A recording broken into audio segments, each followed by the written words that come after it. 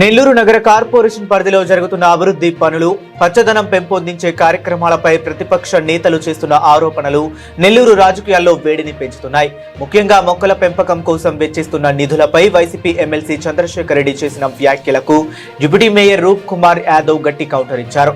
నగరంలో నాటే ఒక్కో మొక్కకు 12,000 ఖర్చు చేస్తున్నారన్న ఎమ్మెల్సీ ఆరోపణలను రూప్ కుమార్ యాదవ్ తోసిపుచ్చారు. ఈ సందర్భంగా రూప్ కుమార్ యాదవ్ మాట్లాడుతూ కార్పొరేషన్ పరిధిలో నాటే ఒక్కో మొక్కకు 12,000 ఖర్చు పెట్టినట్లు నిరూపిస్తే నేను నా పదవికి రాజీనామా చేసి రాజకీయ సన్యాసం తీసుకుంటా. ఒకవేళ నిరూపించలేకపోతే మీ ఆరోపణలు తప్పని ఒప్పుకొని మంత్రి నారాయణకు బహిరంగ క్షమాపణ చెప్పాలని అన్నారు.